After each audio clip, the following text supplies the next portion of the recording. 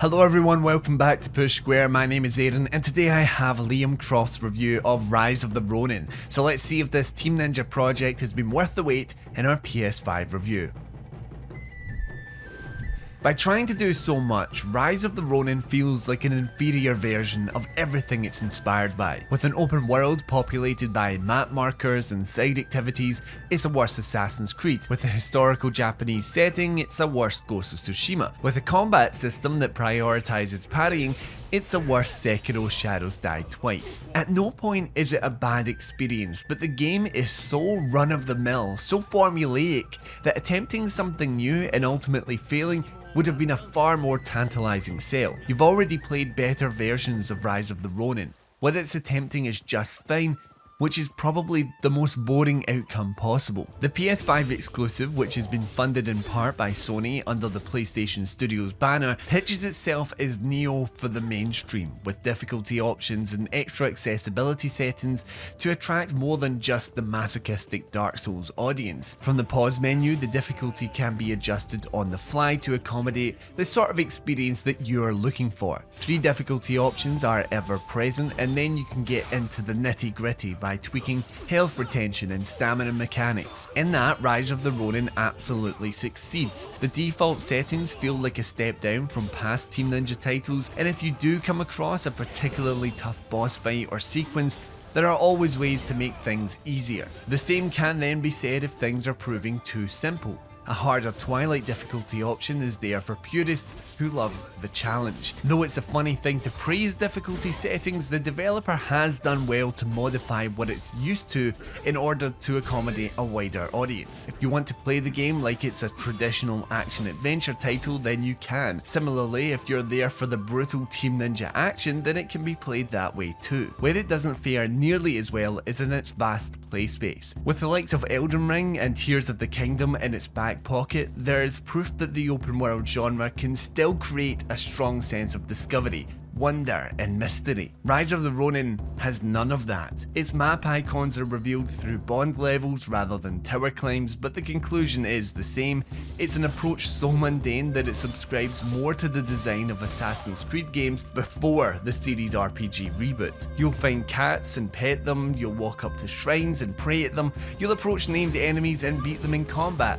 You'll go to a location and take a picture of a specific piece of scenery. Never will a side quest be found naturally or a new weapon's location be hinted at through environmental cues. Everything is clearly communicated well ahead of its time. There is no surprise, there's no sense of adventure, and across multiple maps, all divided into multiple regions, the same sort of repetitive open world comfort food will litter the HUD. You've already done all of this many times before, just with slightly different window dressing. Drained of any proper sense of discovery, Rise of the Ronin feels so incredibly outdated as a 2024 title. More often than not, enemies will block your path from one map marker to the next, and it's these many combat encounters that essentially save Rise of the Ronin. Building upon the Neo series and Team Ninja's more recent effort, Wolong Fallen Dynasty, battles in the studio's latest PS5 effort are indeed more accessible, but there's still just as much depth to them. You'll create 2 characters at the start of the game. The first becomes your protagonist and the second plays an important role in the story. From there, you'll then also select your starting class and weapons. A lot like a From Software title though, these choices are designed more as a jumping off point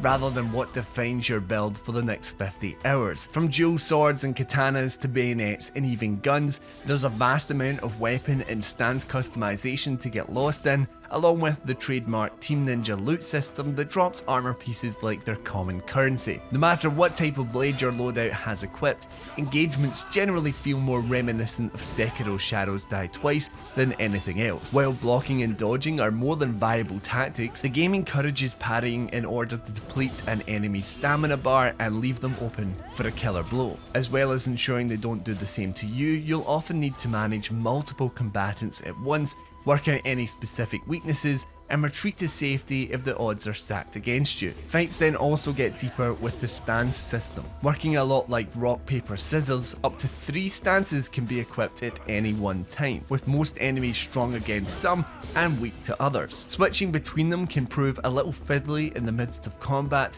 but they're a great way to turn the tide of battle in your favour. New abilities and moves can then be sourced from multiple different skill trees, allowing you to hone in on a specific style of play. Now there is a lot to work with, but never does it feel particularly overwhelming. Clear tutorialization and the commitment to accessibility, no matter your skill level, work together to somewhat clean up the messy UIs of past Team Ninja games. It's a detriment to the open world, but this overly straightforward nature makes playing and understanding Rise of the Ronin far easier than anything of the studio's previous titles. But it doesn't stop there. Veiled edged banners are the replacement for bonfires, except you'll use them a lot more as fast travel points rather than somewhere to respawn. Main missions have checkpoints to fall back on, and you can recruit allies to help you. If you fall in battle, you'll then take control of these companions to continue the quest and even revive your main character with the right item. Working alongside these associates is how you'll increase their bond levels, a system that helps develop new connections and rewards.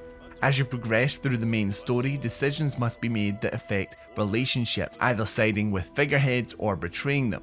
It's a relatively simple implementation, but it works well enough to add a light sprinkling of player choice to the experience. The bond system is just about the only thing the narrative has to keep you hooked though, because its cutscenes and plot points are so uninteresting that you'll struggle to keep track of who's who in the first place. While historical figures like Ryoma Sakamoto and Matthew Perry are prominent faces throughout the plot, their appearances do little to raise the tale above anything other than serviceable. It's a shame that the story proves so dull, because the clash of Eastern and Western cultures out in the open world is one of the very few things the game's gigantic landmass actually gets right. Particularly in the main cities like Yokohama, you can go from one street lined with traditional Japanese buildings to another made up of comparatively insipid structures of the USA in seconds. It makes exploration a tad more exciting, as you're never quite sure what sort of scenery will make up a new location, with the appealing design of Eastern architecture contrasting against the dreary Western constructions. However, their origin matters little when the game's overall graphical quality is nowhere near up to par. Team Ninja has always prioritized gameplay over visuals, but Rise of the Ronin is releasing as a PS5 exclusive with backing from Sony, so expectations are raised. It lacks any sort of splendour, with an extremely dull colour palette and constant texture pop-ins across the open world. It looks disappointingly poor, more like an early PS4 game than the latest PS5 hardware seller. And with that said, it doesn't run at a particularly consistent frame rate either. You can choose from 3 different modes, and none guarantee smooth performance. While the quality mode slightly improves the visual quality, it runs at 30 frames per second. Given the speed that the game is played at, particularly during combat, this option is essentially a non-starter because the action will quickly become a blur. The optimal choice is the performance mode, which targets 60 frames per second. It's the most consistent of the 3, but frame rate drops remain fairly common, particularly when the on-screen action bubbles in intensity. Since the game doesn't have anything close to top-of-the-line visuals to render, it's disappointing to see it chug. We will say though that DualSense haptics are quite nice. Rise of the Ronin isn't a bad game, it's something debatably worse, completely forgettable. With dated open world design and a monotonous narrative, the cracking combat of the Team Ninja title is left to try and pick up the pieces. It manages to get the title in acceptable shape, and with its bond system and culture clash, just about forms an experience one could enjoy. Where it falls apart is the fact that the open world is so intrinsically linked to all these features and mechanics that it's impossible to find pleasure in them for any respectable amount of time. Rise of the Ronin is designed to attract a wider audience than Team Ninja's titles past. What they find may just put them off for good.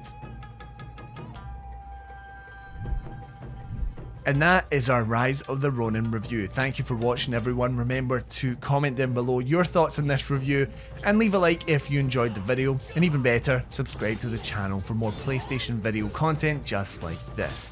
Anyway, thank you for watching, and as always, I've been Aaron and this has been Push Square.